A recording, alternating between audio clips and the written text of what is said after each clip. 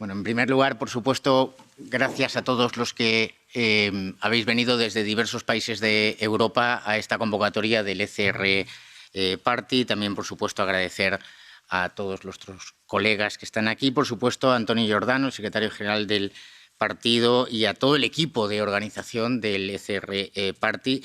Hemos cerrado un año 2023 en el que hemos tenido más actividad política que nunca, con más miembros que nunca, y, por supuesto, listos para ser la primera fuerza política conservadora en las próximas elecciones en junio de 2024. Estamos aquí para hablar de libertad de prensa, y yo propiamente no voy a hablar mucho de la libertad de prensa porque luego existen otros paneles donde se va a desarrollar.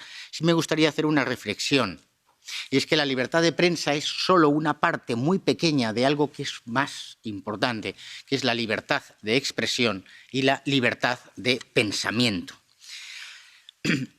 Conceptos respecto de los cuales hasta hace quizá 30 o 40 años nadie se oponía, o que no tenían diferentes interpretaciones. Hoy en día, políticos de uno y de otro lado invocan la libertad de expresión como un arma arrojadiza contra los políticos del otro lado. Y el ejemplo lo estamos viviendo ahora en Polonia, pero lo hemos vivido en cualquiera de nuestras naciones. Esa libertad de pensamiento ideológica junto a una justicia independiente eran los dos pilares de una democracia sana. El Tribunal Constitucional español, cuando hacía bien sus cosas, en unas sentencias del año 80 y 81 dijo que en realidad solo hay dos derechos fundamentales: el derecho a la vida y la libertad de pensamiento. Porque el derecho a la vida es el presupuesto físico de poder ejercer derechos. Si no vivo, no puedo ejercer derechos. Y la libertad de pensamiento es el presupuesto espiritual para cualquier otro que se quiera ejercer, desde la expresión, la prensa, la libertad religiosa.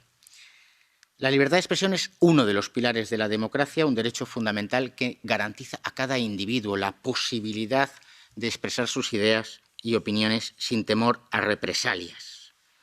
Su límite siempre ha sido la verdad, que es una palabra hoy en día casi contrarrevolucionaria. La verdad.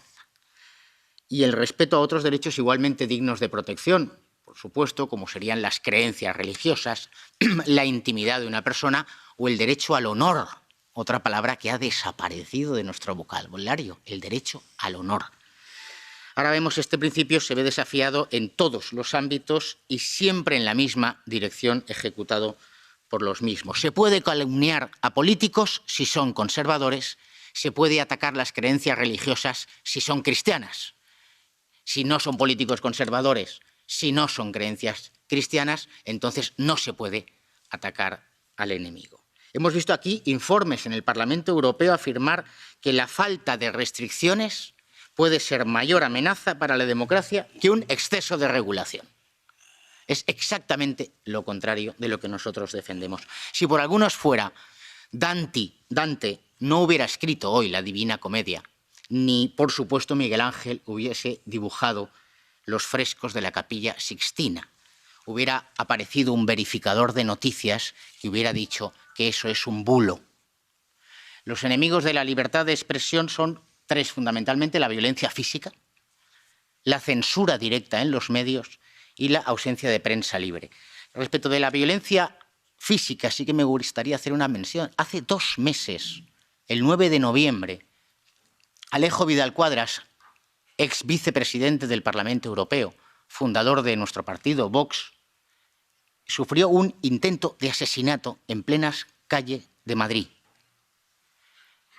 Esa noticia fue radical y brutalmente silenciada por la mayoría de los medios de comunicación en España y en Bruselas. También periodistas fueron asesinados por la banda terrorista y separatista ETA durante años. Y periodistas fueron acusados de forma violenta en los procesos golpistas de Cataluña en octubre de 2017 y en el 2019. Y ha sido silenciado por los medios de comunicación. Incluso mi amigo y querido colega que tengo aquí, Hermann Tertsch, periodista de profesión antes de incorporarse a la vida política, sufrió gravísimas agresiones físicas que lo llevaron a un hospital ante el silencio culpable del resto de los medios de comunicación en España. Por cierto, a propósito de Vidal Quadras, el sicario, el asesino, sigue huido y el Gobierno español ha bloqueado que sea incluido en la lista de los más buscados en el ámbito de la Unión Europea. Y ya les digo a todos, aprovecho que estamos aquí, que hemos preparado una carta conjunta para denunciar esto ante la Comisión Europea, ante este propio Parlamento y reclamar las medidas oportunas. Y agradezco que muchos ya colegas eurodiputados se están adhiriendo a esta reclamación. La cultura de la cancelación es un ejemplo evidente de violencia verbal para censurar la libertad de expresión. Basta una opinión en redes sociales y te pueden echar del trabajo, o cerrarte una cuenta bancaria, o cancelarte una reserva de hotel si vas a un mitin de Trump, como sucedió con Airbnb en la anterior campaña electoral. Esto es violencia, y hay que decirlo. Pero es que nos enfrentamos a un aparato censor que ya ni siquiera se molesta en utilizar la bandera de la libertad de expresión. Ya ni siquiera la utilizan como excusa para censurar, sino que atacan directamente la libertad de expresión. No hay libertad de expresión. Censura directa es la cancelación a través de las leyes de memoria histórica. España ha sido pionera, pero se extienden ya por toda Europa. La imposición de un relato sobre nuestra propia historia, la censura, aparece como algo fundamentalmente antidemocrático, recogiendo la opinión de un conservador británico, Burke, que decía que la nación es el pueblo de hoy, pero también de los de ayer y de los de mañana. Cuando se reescribe nuestra historia y se impone un relato histórico determinado, se está atacando a la democracia. Censura directa es esa policía polaca, por supuesto mandada por el nuevo gobierno progresista y globalista, entrando en la televisión pública de Polonia para tomar su programación por la fuerza, algo que solo había hecho Jaruzelski en el año 1981. Y no es un tema de la izquierda, es un tema, y hay que aprovechar, del Partido Popular Europeo. Donald Tusk forma parte del Partido Popular Europeo. Si no hay una condena abierta del Partido Popular Europeo a lo que está haciendo el gobierno de Polonia, el Partido Popular Europeo queda ya definitivamente al margen de los partidos democráticos. Que es el momento y el lugar de decirlo. Censura directa es utilizar la Fiscalía para perseguir delitos de odio y callar a opositores. Cuando miles de jóvenes se refugian en las redes sociales donde hay un ámbito de libertad, se acude a los verificadores de noticias que imponen la censura en las redes sociales. Una red como Twitter, que censuraba de forma masiva cuentas y que no tuvo la garantía de un poder público que garantizase la libertad, ha tenido que ser un rico Elon Musk el que ofrezca algo de libertad a esa red social. Compra Twitter, se levanta la censura o gran parte de ella, se desbloquean millones de cuentas que estaban censuradas, se abre el conocimiento público, el código interno, se descubre que existía incluso programación interna no solo para censurar, sino silenciar, quitar difusión a determinadas cuentas y a determinados mensajes por defecto, por el mero hecho de ser conservadores o disidentes del consenso. Se descubre que existía comunicación constante entre los equipos de Twitter con gobiernos de izquierdas, con la candidata Hillary Clinton, con gobiernos izquierdistas en Europa, con ONGs, con organizaciones supranacionales.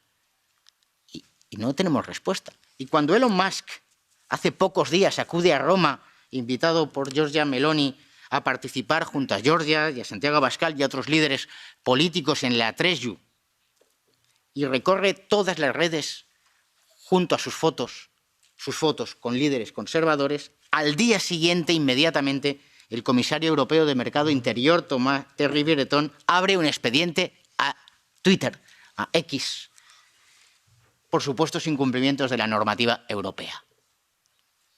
Esto es la libertad de expresión para determinados burócratas en Bruselas. Y luego siguen hablando, repito, del discurso de odio. Todo lo que no sea aceptar el consenso progre europeo se convierte en discurso de odio. Y si no, es desinformación o fake news.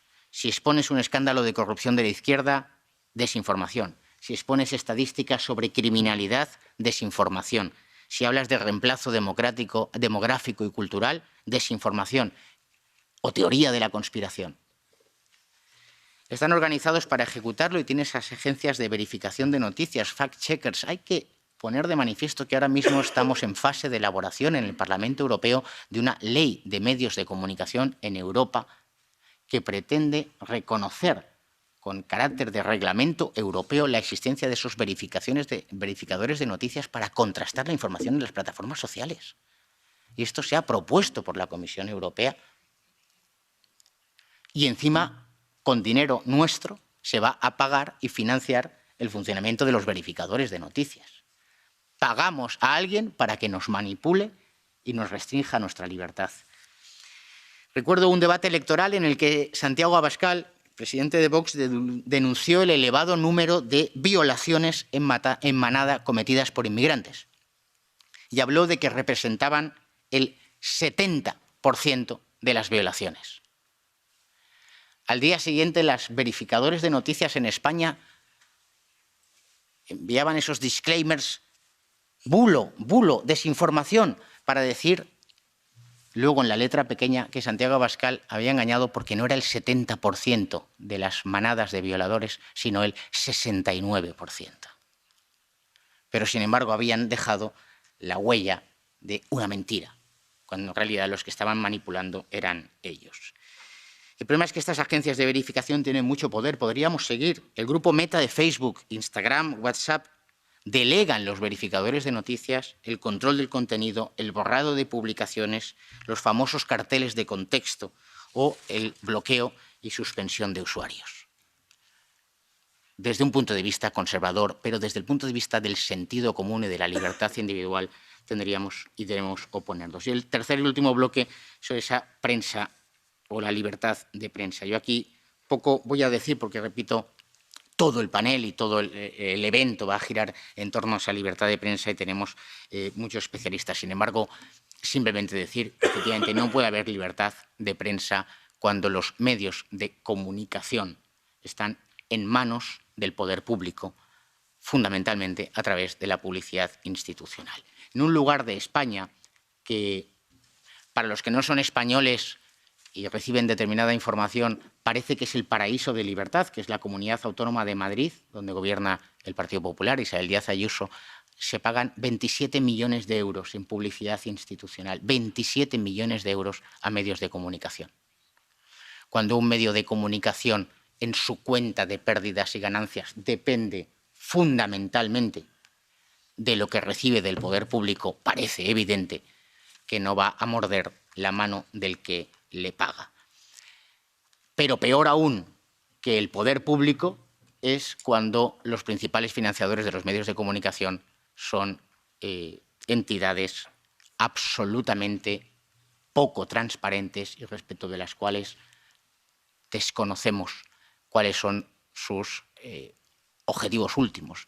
Y podríamos citar a Open Society financiando a medios de comunicación en toda Europa para desestabilizar gobiernos en toda Europa. Por eso, frente a eso, yo simplemente decir que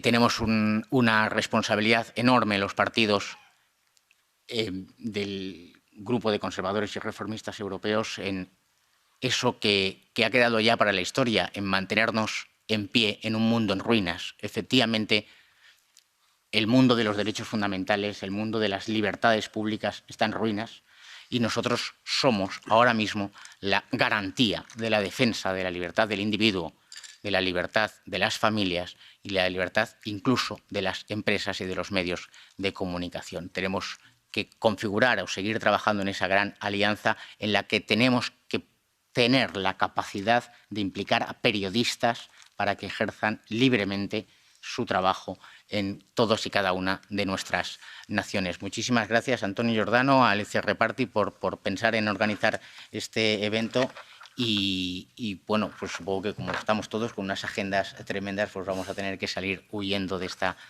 primer panel. Muchísimas gracias a todos y disfrutar de estos días en grupo.